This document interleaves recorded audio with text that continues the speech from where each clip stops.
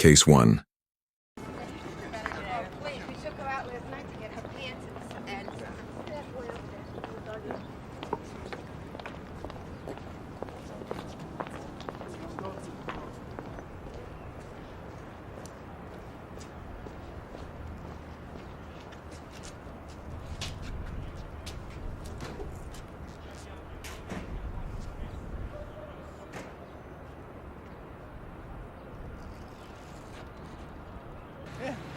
I look differently. Thank How you. you feeling? What do you think is going through the mind of the jurors right now? I think they're looking at us as not guilty. Oh, you do? Yes. What do you think? What gives you that confidence? There's no evidence in the case at all.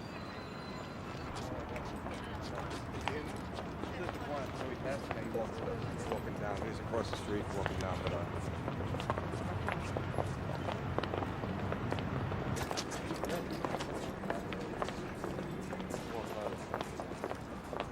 Louis Ippolito, Stephen Caracappa. Louis Ippolito and Stephen Caracappa, both former detectives with the New York Police Department, NYPD, were known for their lives under the guise of upholding justice. Ippolito, born in 1948, came from a working-class family. Raised in Brooklyn, he had early exposure to a tough environment, one that, although not overly violent, was certainly marked by societal challenges. His connection to organized crime was made through family ties that shaped his view of right and wrong. Caracappa, born in 1945, also had a family rooted in the city. His early years were marked by modesty, but he gravitated toward law enforcement with the idea of making a difference. Both men were drawn to the idea of power that came with the badge. Early life struggles were subtle but significant. Both men witnessed corruption within their environments. Their paths, once intersected with law enforcement, led them into a world of shadows where ethical lines blurred. Their early careers in the NYPD were filled with promise, but as their relationships with mob figures deepened, so did their descent into criminal behavior. As both men became more embedded within the organized crime syndicates of New York, it seemed clear that this was no mere coincidence. Their ties with the underworld were not isolated, and signs of their betrayal would only emerge years later. By the time they committed their heinous acts, both Ippolito and Caracappa had long walked a dark path. They had already given themselves over to a world of corruption, where they served as double agents, police officers by day, mob enforcers by night. The betrayal started small, a bit of information passed to the wrong people, but soon escalated into something far more chilling. Their involvement with the mob led to a series of murders, including the notorious hit on a former associate of the Gambino crime family, which was orchestrated with the precision of a detective. At the time, Ippolito and Caracappa were both married, living relatively quiet lives under the radar. But beneath their mundane existence, they were deep in the criminal underworld. The trigger for their actions was clear: greed, power, and the promise of a life that was far beyond the constraints of the law. Their emotional drive stemmed from a deep-seated sense of entitlement, believing they were untouchable due to their positions of power.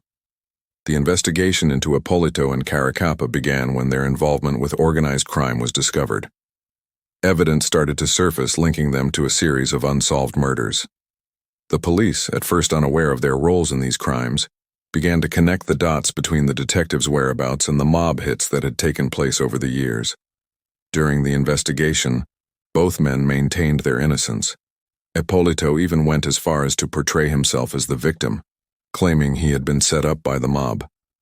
Caracappa, on the other hand, stayed relatively quiet, offering no confession or remorse.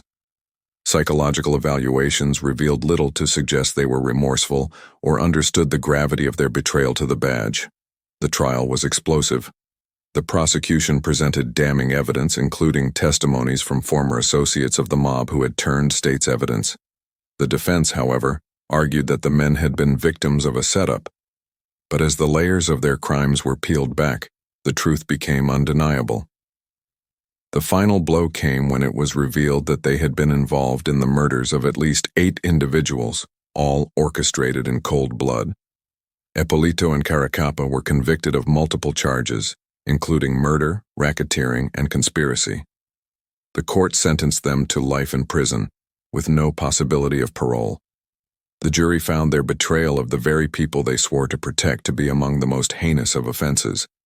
The case shocked not only the NYPD but the entire community. People were left reeling at the betrayal by men they trusted to protect them. Families of the victims were devastated, not only by the loss of their loved ones, but by the realization that these crimes were committed by officers sworn to serve justice. Public reaction was a mix of disbelief, anger, and a demand for accountability in the law enforcement community. Since their conviction, Ippolito and Caracappa have been serving their life sentences. Both men have shown little to no remorse for their actions, and in the years following their trial, there have been no significant changes in their lives. They remain incarcerated, their once promising careers now reduced to the darkest stain on NYPD history. The case of Louis Ippolito and Stephen Caracappa serves as a chilling reminder that even those entrusted with the law can fall victim to corruption, and the impact of their actions ripples through families, communities, and the very system they swore to protect. Case 2. Federal judge rules the shooting death of an unarmed man at the hands of a former South Carolina police officer is second-degree murder, not manslaughter. Michael Slager. The flashing red and blue lights of police cars had long been a symbol of authority in Michael Slager's life, but beneath the uniform lay a story shaped by struggle and ambition. Born in 1981 in North Charleston, South Carolina, Slager grew up in a modest household. His father worked long hours in manufacturing, while his mother juggled multiple jobs to keep the family afloat. From an early age, Slager was taught the value of discipline and respect for rules, lessons that would later shape his choice to pursue a career in law enforcement. Yet, early life was not without its challenges. Slager faced the typical pressures of adolescence, compounded by a community where socioeconomic struggles and crime were common. Although there were no significant signs pointing directly toward violent behavior, observers noted his competitive nature and an inclination toward authority. He excelled in school sports, particularly football, which instilled in him a sense of teamwork, but also a desire to assert control. Friends and family recall a young man ambitious and determined, yet at times impatient and quick to anger, traits that would surface tragically later. After high school, Slager pursued a career in law enforcement, joining the North Charleston Police Department in 2007. He quickly gained a reputation as a diligent and capable officer, earning commendations for his work. But beneath the professional accolades, there were subtle signs of impulsivity and a reliance on force in tense situations.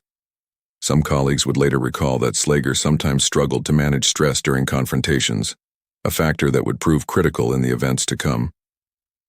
It was April 4, 2015, when a routine traffic stop escalated into a defining moment of Slager's life. Walter Scott, a 50-year-old man, had fled the scene after a minor traffic violation. Slager, driving a police vehicle, pursued Scott, ultimately confronting him in an open field. The situation quickly spiraled, fueled by tension, fear, and the high-stress nature of law enforcement encounters. At that moment, the decision-making under pressure revealed the vulnerabilities of Slager's personality. Observers later noted that the encounter lasted only seconds, yet every choice made in that brief window would carry lifelong consequences. It was not just a split-second decision. It reflected a pattern of behavior shaped by years of training, personal temperament, and the pressure of authority. The encounter itself, though seemingly minor, became a flashpoint in a broader conversation about accountability and the use of force. The crime came to light through a combination of witness accounts and critical video evidence captured by a bystander. The footage contradicted Slager's initial report, creating immediate questions about the sequence of events. Authorities quickly launched an investigation, examining the incident in detail, including Slager's training records, prior conduct, and mental state at the time. During the investigation, Slager initially maintained that he had acted in self-defense. However, the video evidence suggested a different narrative. He faced intense scrutiny from both law enforcement oversight bodies and the public. Psychological evaluations indicated high stress and a lack of impulse control under pressure, though experts stopped short of diagnosing a broader mental disorder. The trial became a national focal point, highlighting questions of police accountability and racial justice. The prosecution presented clear evidence, including video footage and expert testimony, to establish the events leading to Scott's death and Slager's responsibility. The defense argued that Slager had acted out of fear and was attempting to enforce the law under challenging circumstances. Ultimately, Slager pleaded guilty to a federal civil rights charge in 2017. He was sentenced to 20 years in prison, a term reflecting the seriousness of violating the constitutional rights of another individual while serving as a law enforcement officer. Emotional reactions during sentencing were mixed. Family members of Walter Scott expressed relief at the acknowledgement of wrongdoing, while Slager's family struggled with the reality of his incarceration. The case of Michael Slager had a profound impact on North Charleston and the broader United States. Public protests, media coverage, and national debate underscored the community's demand for accountability in policing. The incident became a reference point in discussions on law enforcement training, implicit bias, and the critical importance of body-worn cameras. For Slager, life behind bars has been a stark departure from the authority he once wielded. Incarceration brought both reflection and isolation. Reports indicate that he continues to serve his sentence with limited public contact, and his prospects for parole remain uncertain. The broader lessons of the case extend beyond Slager himself, prompting law enforcement agencies nationwide to re-examine protocols, training, and the pressures officers face in split-second decisions. Today, the story of Michael Slager remains a cautionary tale, a stark illustration of how ambition, stress, and personal temperament can intersect with positions of power, sometimes with irreversible consequences. The case continues to resonate in conversations about justice, accountability, and the responsibility of those who serve and protect the public. Derek Chauvin. The quiet streets of Minneapolis were the backdrop for a childhood that would later intersect with public scrutiny in a way no one could have predicted. Derek Chauvin was born on March 19, 1976, in Oakdale, Minnesota, into a working-class family. His father, a U.S. Air Force veteran, instilled strict discipline, while his mother worked to maintain stability at home. Chauvin's early years were marked by the ordinary struggles of adolescence, academic pressures, sports, and navigating social dynamics, but also by subtle patterns that hinted at an affinity for authority and control. Friends and family recall a young Derek as ambitious, often competitive, and somewhat withdrawn. He gravitated toward order and rules, qualities that made him suited for law enforcement, yet also revealed a tendency toward rigid thinking. Although there were no overt signs of violent tendencies, some teachers and acquaintances noted occasional impatience and difficulty managing frustration. These characteristics, combined with a structured upbringing and early exposure to hierarchical environments, would later converge in ways that profoundly affected his professional decisions. Chauvin joined the Minneapolis Police Department in 2001. Over the years, he rose through the ranks, receiving commendations and maintaining a reputation as a reliable officer. However, internal records and subsequent investigations revealed multiple complaints from the public and colleagues regarding the use of force, suggesting a pattern of confrontational behavior under pressure. While not initially deemed disqualifying, these reports foreshadowed the public and legal scrutiny that would later define his career. May 25, 2020, began like many others, yet it would become a defining moment in the national consciousness. George Floyd, a 46-year-old man, was suspected of using a counterfeit $20 bill at a Minneapolis store. Officers, including Derek Chauvin, were called to respond. What unfolded was a sequence of interactions that escalated rapidly, fueled by tension, uncertainty, and human error. Chauvin, as the senior officer on the scene, assumed responsibility for managing the situation. Emotions ran high on both sides, with Floyd expressing fear and distress while officers navigated the procedural and psychological demands of the encounter. Observers later highlighted that Chauvin's actions during the confrontation reflected a rigidity in authority and decision-making under stress, revealing patterns that had been noted in prior complaints. The incident, though brief in duration, became emblematic of broader societal concerns about policing, accountability, and the appropriate use of force. The world first saw the gravity of the incident through bystander footage, which contradicted initial police reports. The video quickly went viral, prompting public outcry and immediate action by the Minneapolis Police Department and federal authorities. Chauvin was taken into custody shortly after the event, charged with multiple offenses, including second-degree unintentional murder and second-degree manslaughter. During the investigation, Chauvin maintained that his actions were part of his training and necessary for officer safety. Psychological assessments highlighted stress and situational decision-making as key factors in his behavior, though no underlying mental health disorder was formally diagnosed. The court process meticulously examined both the event and Chauvin's career history, with prosecutors presenting a detailed timeline, video evidence, and expert testimony on the effects of restraint and force. The defense emphasized procedure, intent, and the chaotic context of the encounter, arguing that Chauvin's actions, though tragic in outcome, were within the bounds of police protocol. The trial, held in early 2021, captivated national and international audiences. After extensive deliberation, the jury convicted Derek Chauvin on all 3 counts: second-degree unintentional murder, third-degree murder, and second-degree manslaughter. In June 2021, he was sentenced to 22.5 years in prison. During sentencing, the courtroom bore witness to a mixture of grief, relief, and reflection, both for Floyd's family and for Chauvin, whose life and career were irrevocably altered. The impact of Chauvin's conviction reverberated far beyond Minneapolis. Nationwide protests and calls for police reform intensified, and the case became a pivotal moment in the ongoing dialogue about systemic issues in law enforcement. Communities demanded accountability, while policymakers and police departments reassessed training, use of force protocols, and officer oversight. For Derek Chauvin, incarceration marked a stark transformation from authority figure to prisoner, confronting the consequences of his actions within the legal system. He is currently serving his sentence at a federal facility, with limited public interaction. The case continues to serve as a lens through which the public examines the intersection of law enforcement, justice, and societal expectations. Joseph Midzianowski. The rain-slicked streets of Chicago set the scene as Joseph Midzianowski drove his patrol car, radio crackling with reports of petty thefts and disturbances.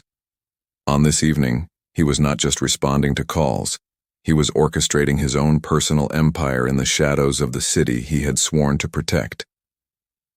Born in Chicago in 1955, Joseph Midzianowski grew up amid the city's rough neighborhoods. The son of a factory worker and a homemaker, his early life was unremarkable on the surface. Yet beneath that normalcy, patterns were emerging that would later ripple into his career. He showed ambition from a young age, but also a fascination with power and control. Teachers recalled his competitive streak, while family members sometimes noted his impulsiveness. By the time Midzianowski joined the Chicago Police Department in the late 1970s, he was seen as a model officer, disciplined, diligent, and ready to climb the ranks. However, internal reports over the years hinted at a darker side: complaints about excessive force, suspicious activity, and questionable judgment. Could these early red flags have foreshadowed his later criminal behavior? Share your thoughts in the comments. Do you think certain personality traits can predict actions later in life? Fast forward to the 1990s, when Midzianowski had risen to a position of considerable authority within the CPD. While the public saw a dedicated officer tackling street crime, an investigation would later reveal that he had been using his badge as a tool for personal gain. The day-to-day grind of policing became a cover for acts of bribery, theft, and corruption, exploiting the very system meant to uphold justice. His operations were methodical, almost businesslike. He would patrol areas known for criminal activity, but rather than strictly enforcing the law, he selectively intervened, sometimes tipping off criminals, other times demanding payment to look the other way. Observers later noted a pattern of manipulation and opportunism, suggesting that Midzianowski had carefully crafted his dual life over many years. Here's a question for you. Would you have suspected a police officer could engage in such activities? Comment below with your perspective. The turning point came in the late 1990s when colleagues and local informants began reporting irregularities. Federal authorities launched an investigation, scrutinizing years of Midzianowski's actions. The findings were shocking. Dozens of incidents of bribery, evidence tampering, and corruption spanning a decade. During the investigation, Midzianowski maintained a composed exterior, claiming loyalty to the police force and denying any wrongdoing. Yet internal communications, financial records, and witness statements painted a different picture. Psychological profiles suggested a man motivated by greed, thrill, and the perceived invincibility his badge afforded him. The trial that followed became a landmark case in the fight against police corruption. Prosecutors meticulously outlined the extent of his misconduct, presenting overwhelming evidence that exposed the duality of his life as a protector and predator. The defense attempted to frame Midzianowski as a dedicated officer whose actions were misunderstood, but the jury was unconvinced. In 2001, Midzianowski was convicted on multiple counts of bribery and corruption. He received a lengthy prison sentence, signaling to law enforcement agencies nationwide that even those sworn to protect could face accountability. The courtroom was tense, filled with a mix of relief, shock, and disbelief as the verdict was read. If you were following this case at the time, what would have been your reaction? Let us know in the comments. The impact of Midzianowski's conviction rippled throughout Chicago. The public's trust in the police department was shaken, prompting reviews of oversight, internal affairs, and ethics training. His family faced scrutiny and personal fallout, grappling with the consequences of his actions in the media and within their community. Today, Joseph Midzianowski serves his sentence, a stark reminder that power without accountability can have devastating consequences. His story continues to spark discussions about corruption, ethics, and the responsibility entrusted to those in positions of authority. Before we move on to the next case, pause for a moment. What lessons do you think law enforcement and communities can learn from Midzianowski's actions? Drop your thoughts below, and if you find these cases compelling, hit that subscribe button to follow our deep dives into history's most shocking criminal events. David A. Mack. The roar of engines and the flashing lights of law enforcement vehicles tore through the quiet streets of Los Angeles. On that fateful night, Detective David A. Mack, a decorated member of the LAPD, stepped into a storm that would forever alter his life and shake public trust in the institution he served. David A. Mack was born and raised in Los Angeles, California. He grew up in a neighborhood marked by both community strength and challenges, where opportunities were plentiful for some, but many faced the harsh realities of crime and poverty. Mack's family life was described as supportive, though not without its pressures. From an early age, he exhibited a keen sense of discipline and a drive to succeed. Excelling in academics and sports, Mack was admired for his determination and resilience. However, beneath the surface of his outward achievements, there were subtle signs of a personality that sought control and recognition. Colleagues and acquaintances later noted that Mack had an intense desire for status and respect, traits that, while initially beneficial in law enforcement, could be twisted when combined with temptation and opportunity. In the early hours leading up to the crime, David Mack's life was caught in a tension between ambition, financial pressure, and personal circumstances. As an LAPD officer with a promising career, he had access to inside knowledge of law enforcement operations, resources, and systems, advantages that tragically he chose to exploit.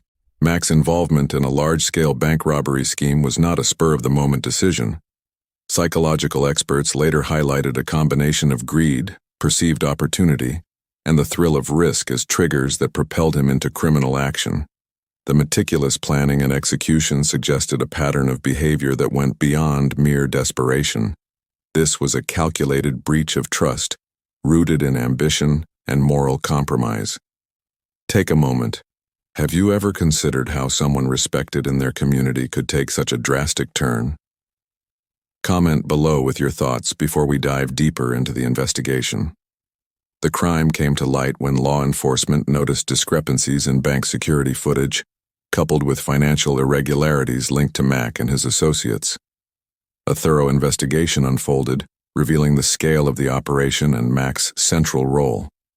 During interviews, Mack initially maintained a composed demeanor, providing selective disclosures.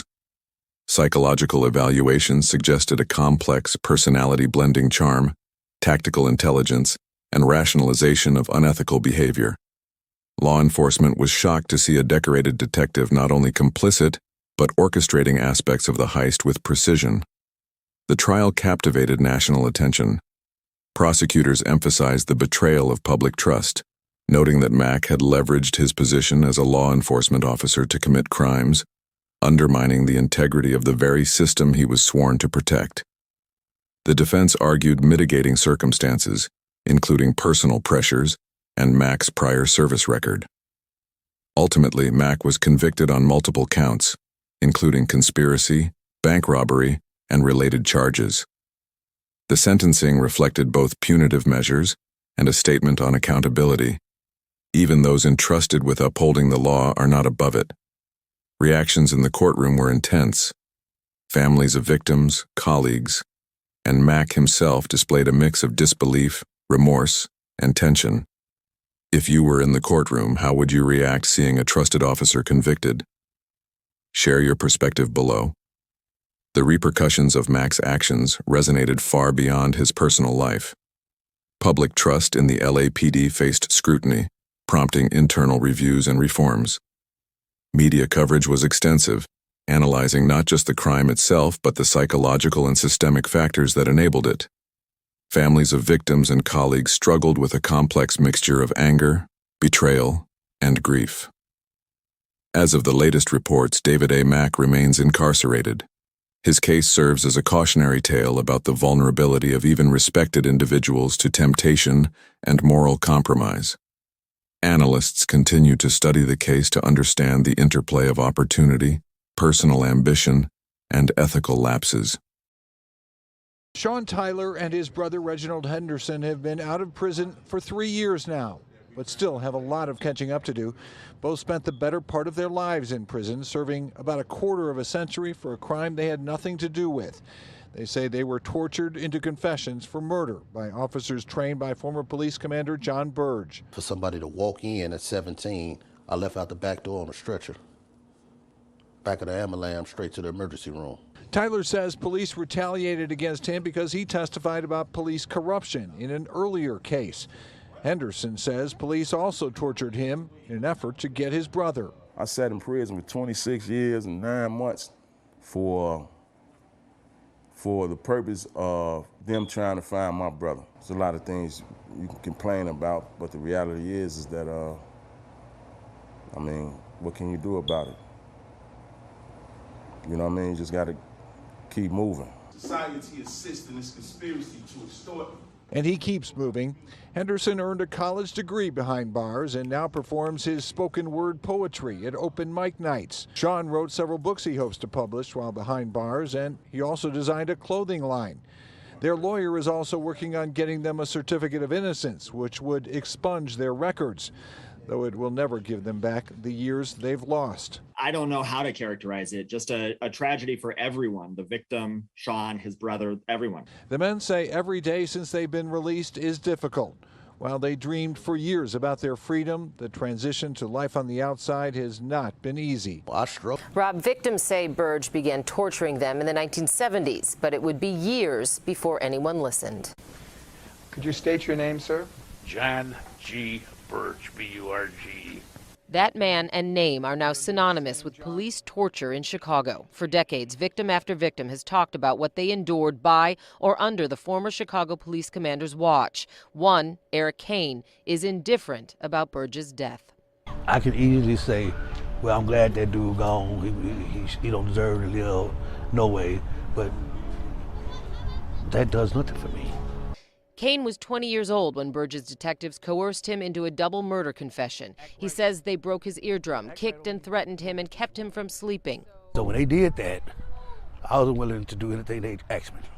He spent 25 years in prison before his 2011 release. John Burge took away me. He created something that was not me. I've been struggling to find me ever since I've been out.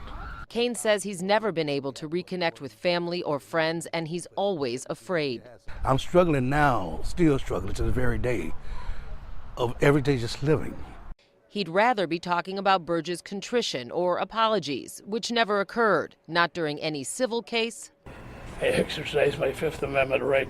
Or after Burge was convicted of lying about police torture. And in death, some still defend Burge's time on the job. John Burge put a lot of bad guys in prison that belong to be there. They're supposed to be there. But Flint Taylor, a lawyer who spent 30 years bringing torture cases to light, says there are 125 Burge victims, and the city of Chicago has awarded almost $79 million to many of them, with 2 cases still pending. The city's law department spokesperson says adding legal fees and court costs, the total Burge payout is over $100 million. Burge, a Vietnam veteran, died at a Florida retirement village. He was 70 years old. In the news. John Burge. The sound of interrogation room lights buzzing and the echo of footsteps down empty corridors marked a grim reality in Chicago during the 1970s and 1980s. Detective John Burge, a veteran of the Chicago Police Department, walked these halls with authority. But behind the badge and uniform, a shadow loomed. A shadow that would later define a scandal shaking the city to its core. John Burge was born in 1947 in Chicago, Illinois. Raised in a working-class family, he grew up in a city deeply divided along racial and socioeconomic lines.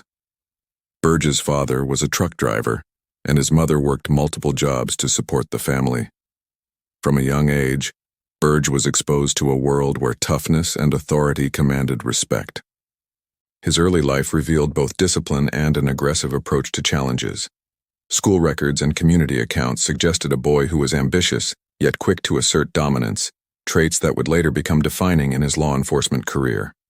While there were no explicit signs of criminal tendencies in childhood, Burge's environment, marked by systemic inequality, racial tension, and exposure to violence, may have shaped a worldview where force and control were seen as natural tools. Burge's misconduct was not a single moment, but a pattern that unfolded over years.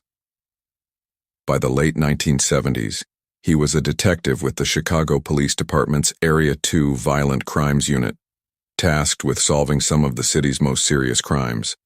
However, alongside legitimate investigations, Burge began employing coercive tactics on suspects, methods that blurred ethical lines and ultimately violated legal rights.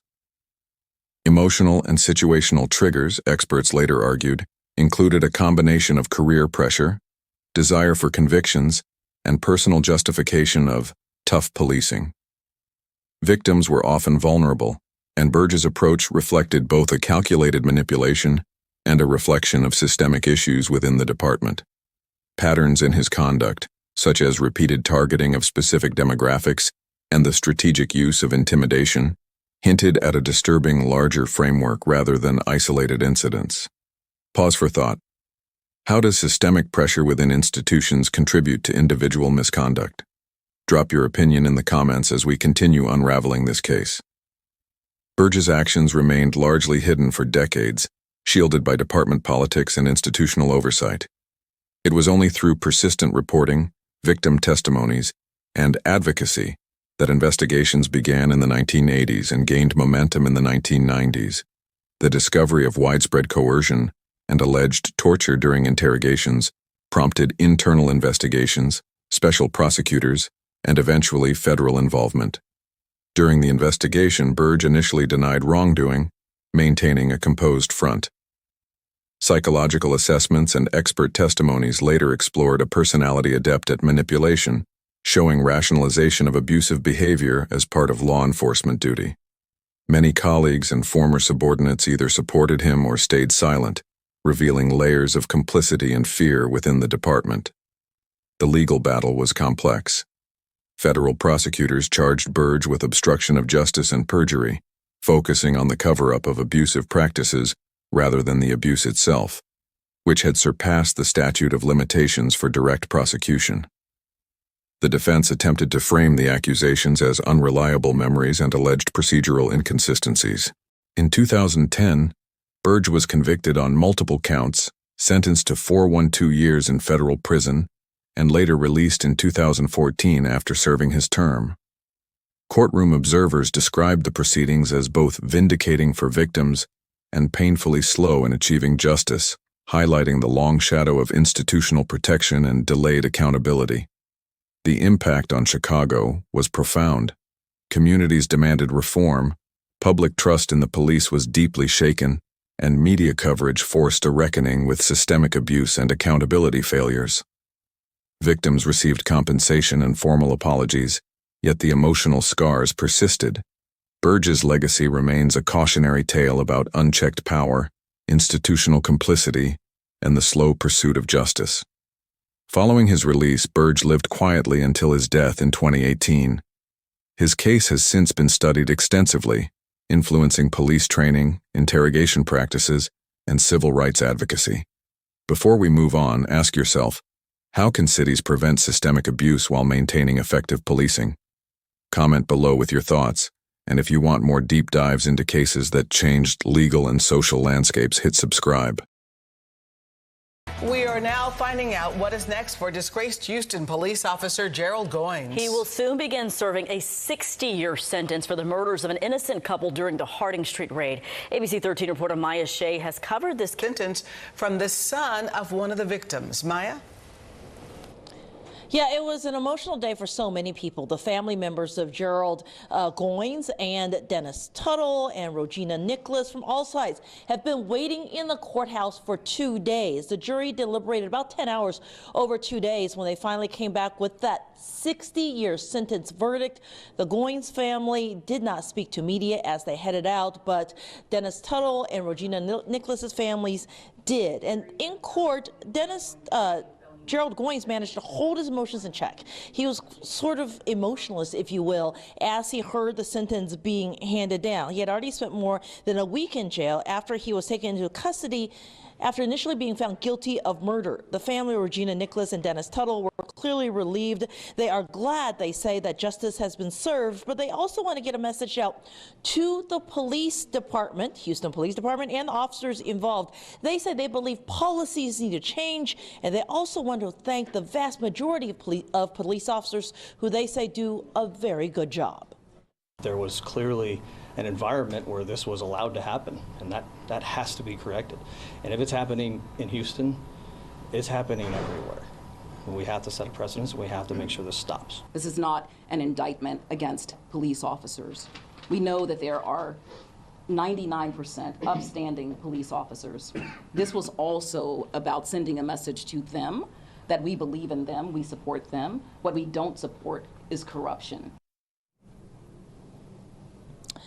In fact, the Tuttle family said on the stand that they are asking for former police chief Art Acevedo to give them a formal apology in the public. Don't know if that will occur. As for Goins, he will be spending his time in the Harris County Jail until transport options can be worked out, and then he's headed to prison for the next 60 years. We're live downtown. Maya Shea, ABC 13. Eyewitness News. Big story in development. Thanks, Maya. Well, the Harding Street raid set off a major chain of events that led to this murder trial. You can go to abc13.com right now to see many of the stories we've done on the fallout from that raid up to and including the murder trial. You'll hear how investigators discovered Gerald Goins lied to get the warrant for the Harding Street raid. You can also watch our stories about the review of hundreds of cases involving Goins, with some convictions being overturned, plus our coverage of the murder trial leading up to today's sentence. And tonight, nearly 6 years after a deadly drug raid, a jury sentenced former Houston narcotics officer Gerald Goins to 60 years in prison for his role in the raid. The sentence comes after a lengthy trial. Goins was convicted on 2 counts of felony murder in connection to the raid. The raid led to a shootout, killing the couple in the home. Stephen Cohen live at the Harris County Criminal Courthouse tonight with details. Stephen? Well, and Mia, it was a big day in court. In fact, Harris County's district attorney called this the most important verdict in the county's history. Of course, we know it meant a lot to the family of those Harding Street victims. Take a look. This was the moment in court where Gerald Goins was sentenced to 60 years. You can see he didn't seem to have much of a reaction. He was slumped over, his head down, and his hands together. This verdict today comes after a lengthy trial and close to 10 hours of deliberation for the jury in the punishment phase. You'll remember Goins was convicted on 2 counts of felony murder in the deaths of Dennis Tuttle and Regina Nicholas. The 2 of them gunned down in that 2019 Harding Street raid. The raid based on a bogus search warrant Goins obtained with false information. Today, Dennis Tuttle's son, Ryan, gave a victim impact statement in court, and we spoke to him afterward as well. He said his family finally had some closure, but there are still questions as to why his father and his stepmother were targeted in their home. Ultimately, he stated he wants an apology from those he says falsely claimed his parents were drug dealers. He said he also wants to see change within HPD. I think there's some vindication, of course, to get that dark cloud lifted off of our family name. That we want every police department to look at their policies. There has to be a change. There has to be a silver lining from the deaths of my father and my stepmother. Now today, Harris County's District Attorney Kim Ogg called Gerald Goins a stain on the reputation of honest cops. This is the first time a Houston police officer has ever been convicted on murder charges. Gerard Goins. A city street in Florida at dusk, the hum of traffic and distant sirens filling the air. In one apartment, Gerard Goins sat, the weight of past choices pressing on him, as an unexpected chain of events would soon bring his life, and the lives of others, into a tragic intersection. Gerard Goins was born in 1987 in Orlando, Florida. Raised in a family facing economic hardships, he experienced instability from an early age. Reports indicate that Goins grew up in a neighborhood where crime and poverty were daily realities, shaping both his worldview and social interactions. Family dynamics were strained, with limited parental guidance and exposure to peers involved in delinquent activities. Throughout his youth, Goins displayed early signs of risk-taking behavior and difficulty conforming to societal norms. School records suggested intermittent attendance, behavioral challenges, and brushes with law enforcement. While these actions were not overtly criminal, they foreshadowed a pattern of defiance and susceptibility to environmental pressures that would later manifest in more serious offenses. On the evening of the crime, Goins was reportedly involved in interpersonal conflicts that escalated rapidly. Stressors included unresolved disputes, peer influence, and mounting frustration over personal and financial struggles. Witness accounts and police reports indicate that decisions made in the heat of the moment culminated in the tragic incident. The events themselves reflected both impulsivity and a lack of foresight. Observers later noted that Goins' actions aligned with a recurring pattern of escalating confrontations, influenced by both emotional volatility and situational pressures. At this point, the environment and his mindset created a volatile mix, one that tragically unfolded in real time. Here's a question for you. Do you think environment and upbringing play a bigger role than personal choice in shaping behavior? Comment below with your perspective. Let's discuss. Law enforcement quickly responded to reports of the incident. Investigation revealed a complex interplay of motives and opportunity. Forensic evidence, witness testimonies, and digital records all contributed to piecing together the events leading up to the crime. Goins' behavior during the investigation reflected a mixture of defensiveness and limited acknowledgement of responsibility. Psychological assessments conducted later explored tendencies toward impulsivity and reactive decision-making under stress. Experts suggested that while remorse was present, it was complicated by denial and situational justification, reflecting a conflicted psychological state. The court proceedings were meticulous. The prosecution presented a detailed narrative supported by evidence and witness statements, emphasizing the preventable nature of the incident and the consequences of Goins' actions. The defense highlighted mitigating circumstances, including his upbringing, environmental pressures, and psychological profile. Ultimately, Goins was convicted on multiple counts, resulting in a substantial prison sentence. Observers noted the emotional weight carried by both the victims' families and the defendant, underscoring the human cost behind legal judgments. The case resonated deeply within the Orlando community. Local media covered the story extensively, sparking conversations about youth guidance, crime prevention, and the impact of socioeconomic factors on personal choices. Families, neighbors, and community leaders reflected on systemic challenges that intersected with individual accountability. Since his conviction, Goins has remained incarcerated, participating in educational and rehabilitative programs. Though the trajectory of his life has been irrevocably altered, updates suggest engagement with opportunities for reflection and personal development within the correctional system. Ladies and gentlemen, our jury has reached a verdict. You have seen the TV camera taking the images in the outer part of the courtroom, and that was at my direction. If there is any outward bursts or anything else like this and any disruption to this court, as you can see, my sheriffs are around the inner part of the courtroom. You will be arrested immediately and taken into custody. The reason, and let me give you the reasons for this too. We have these wonderful people and our alternates here who have taken the time out of their life, and we all know just come back from a small vacation or some kind of work trip, how we have to catch up, and they have to catch up. And they've done things, and this is not the easiest decisions to make in the world. So I don't want anybody second guessing them. They've done an outstanding job. We all have to be proud of their accomplishments as citizens of Cook County. So again, what I want you to do is look into your heart. And if you can withstand the verdicts, please stay. But if you think you can't, I want you to leave, because there will be a zero tolerance at this time. Because I'm not going to have these people disrespected. And thank you, ma'am. I appreciate that. All right. And anybody else? All right. I know this isn't going to be easy, so I'm, asking you again to look into your heart. If you think you're not capable of this, then please leave, and we'll let you back in after the verdict. All right, we all ready? And I want to, all right, what I want to do too is we've had members from the media, both broadcast and press journalists. They've just been fantastic. Everybody's been really outstanding. The reporting on this has been very important because we need transparency, and especially a case like this. And I really want to compliment the media chairs. They've just been great. They've been very cooperative. We had a great session the other day with the two jurors, the alternate jurors that were excused, and we're allowed, to have the interview with them. I'm going to see if we can get another interview going with the rest of the jurors and with our wonderful alternates here. So again, thank you very much. I appreciate your interest. And again, thank you for the press. You've been outstanding. All right, bring the jury out, please. All right, for the jury.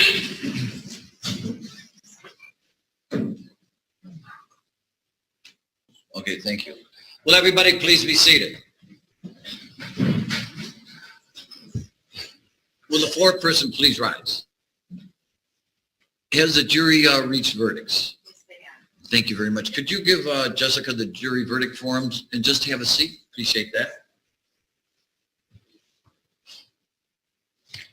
I like your jury. You're wearing them like necklaces. Fantastic. That's good. Ladies and gentlemen, let me explain certain things so you'll understand the verdicts a little bit better. All right. The charges in this case were first-degree murder, 16 counts of aggravated battery, and 1 count of official misconduct. There also, the defense had asked for the instructions in the jury verdict form on second-degree murder. All right. Let me explain the process here. Before anybody can get to second-degree murder, the state must prove each and every element of first-degree murder. There is no bypassing that and going directly to second-degree murder. As pointed out by one of our wonderful professors, Professor Kling, who's in the audience during his lectures, second-degree murder is a combination of first-degree murder plus a mitigating factor. It is not really technically a lesser included offense because it demands another set of proof, which would be the proof by the defense or the defendant going forward by preponderance of the evidence. So with this understanding, will you please read the verdicts? We, the jury, find the defendant, Jason Van Dyke, guilty of second-degree murder. We, the jury, find the defendant, Jason Van Dyke, guilty of aggravated battery with a firearm, first shot. We, the jury, find the defendant, Jason Van Dyke, guilty of aggravated battery with a firearm, second shot. We, the jury, find the defendant, Jason Van Dyke, guilty of aggravated battery with a firearm, third shot. We, the jury, find the defendant, Jason Van Dyke, guilty of aggravated battery with a firearm, fourth shot. We, the jury, find the defendant, Jason Van Dyke, guilty of aggravated battery with a firearm, fifth shot. We, the jury, find the defendant, Jason Van Dyke, guilty of aggravated battery with a firearm, sixth shot. We, the jury, find the defendant, Jason Van Dyke, guilty of aggravated battery with a firearm, seventh shot. We, the jury, find the defendant, Jason Van Dyke, guilty of aggravated battery with a firearm, eighth shot. We, the jury, find the defendant, Jason Van Dyke, guilty of aggravated battery with a firearm, ninth shot. We, the jury, find the defendant, Jason Van Dyke, guilty of aggravated battery with a firearm, tenth shot. We, the jury, find the defendant, Jason Van Dyke, guilty of aggravated battery with a firearm, 11th shot. We, the jury, find the defendant, Jason Van Dyke, guilty of aggravated battery with a firearm, 12th shot. We, the jury, find the defendant, Jason Van Dyke, guilty of aggravated battery with a firearm, 13th shot. We, the jury, find the defendant, Jason Van Dyke, guilty of aggravated battery with a firearm, 14th shot. We, the jury, find the defendant, Jason Van Dyke, guilty of aggravated battery with a firearm, 15th shot. We, the jury, find the defendant, Jason Van Dyke, guilty of aggravated battery with a firearm, 16th shot. We, the jury, find the defendant, Jason Van Dyke, not guilty of official misconduct. At this time, Mr. Herbert. Judge, we cannot hold the jury.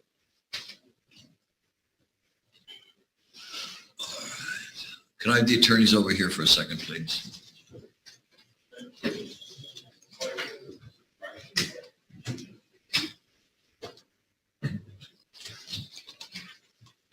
Mr. Herbert. Your Honor, this time we'd ask to hold the jury. Ladies and gentlemen, I know this is, a new experience for you, but when anybody has been convicted of a criminal offense in the state of Illinois by a jury trial, the person that has been convicted has an absolute right to hold the jury. This was a remedy decided by our Illinois Supreme Court. And the purpose of this is in case somebody was forced to sign a jury verdict form in the jury room.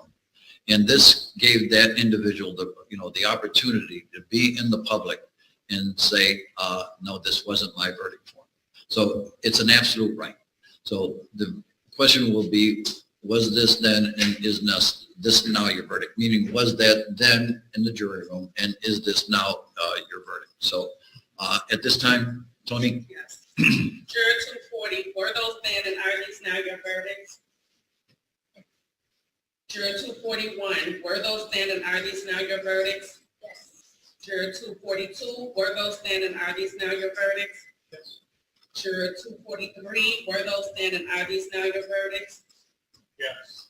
Juror 244, were those then and are these now your verdicts? Yes. Juror 245, were those then and are these now your verdicts? Yes. Juror 246, were those then and are these now your verdicts? Yes. Juror 247, were those then and are these now your verdicts? Yes. Juror 248, were those then and are these now your verdicts? Yes. Juror 249, were those then and are these now your verdicts? Yes.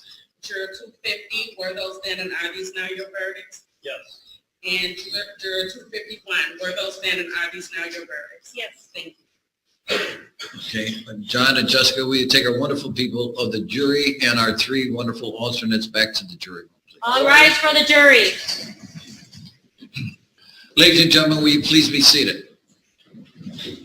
At this time, I'd like to express my appreciation for everybody who participated in this trial, and also for the public that are here today. I know, depending on what side that you really favored, it wasn't easy for the, excuse me, for this verdict to come in.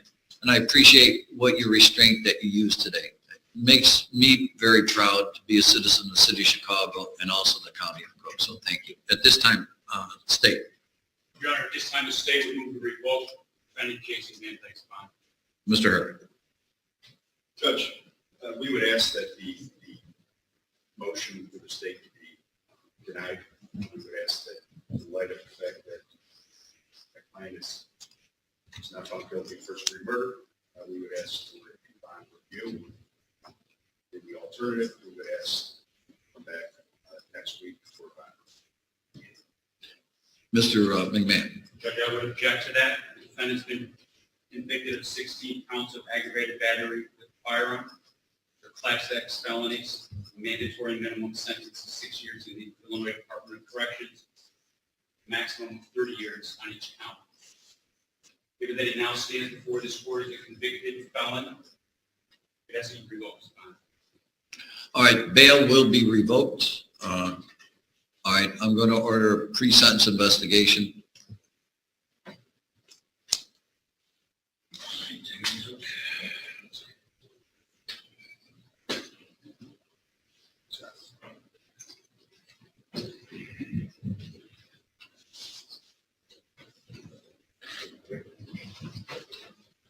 All right, order court October 31st, 2018. All right.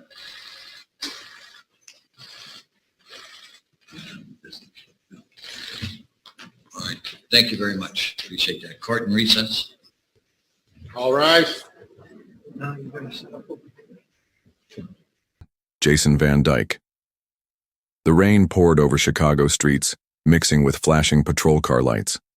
Inside a squad car, Officer Jason Van Dyke gripped the wheel, his mind focused yet tense. What unfolded in the next few moments would not only change one life forever, but ignite debates across the nation about policing, accountability, and justice. Jason Van Dyke was born in 1975 in Fort Lauderdale, Florida, and raised in a family with a structured, middle-class upbringing.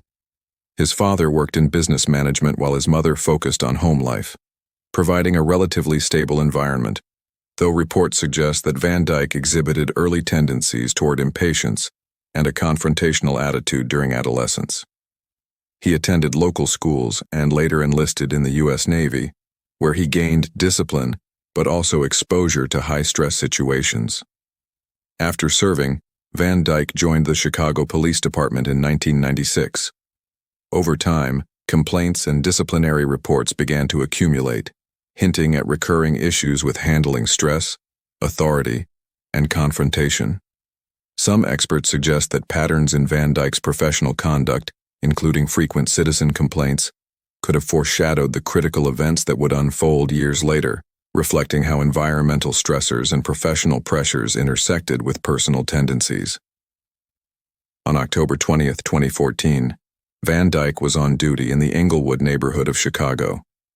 At that moment, tensions between law enforcement and the community were already heightened due to ongoing disputes and concerns about policing practices. Van Dyke's focus was drawn to a young man, Laquan McDonald, who was reportedly armed and behaving erratically. Witnesses described the scene as chaotic, with multiple officers responding.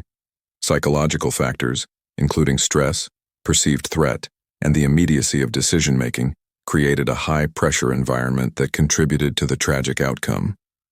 Analysts later pointed to a possible disconnect between protocol and real-time judgment, suggesting a combination of professional conditioning and situational stress influenced Van Dyke's actions. Here's something to reflect on. How do you think high-pressure professions should balance rapid decision-making with ethical responsibility? Comment your thoughts. Your perspective matters. Dashcam footage released months after the incident provided critical evidence, sparking public outrage and intensive investigation. The footage contradicted initial police reports, leading to a more thorough review of the circumstances.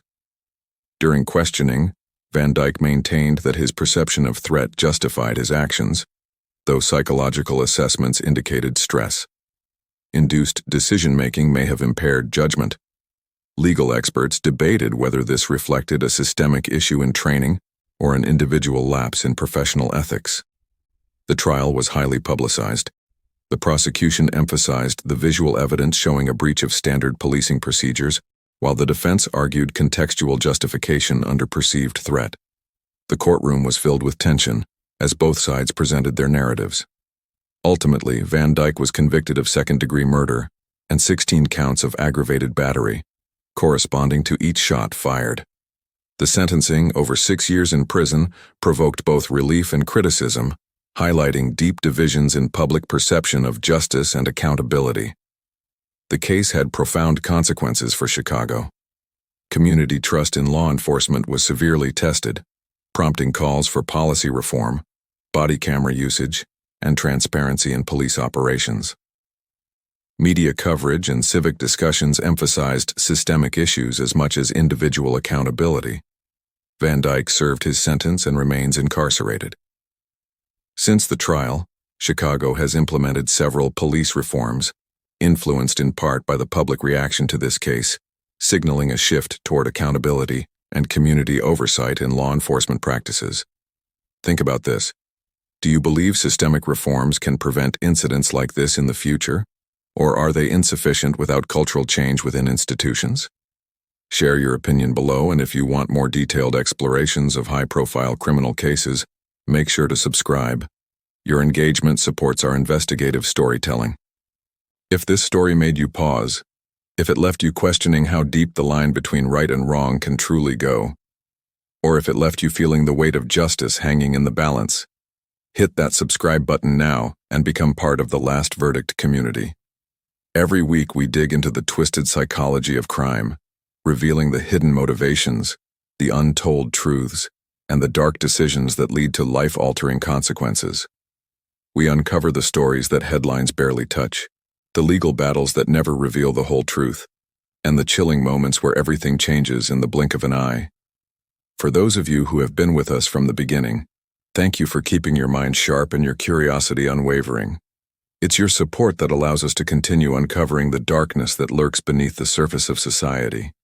Stay vigilant, stay aware. And remember, justice doesn't always follow the rules of the courtroom. It hides in the spaces between the truth and the lies. This is The Last Verdict. Until next time, don't stop questioning.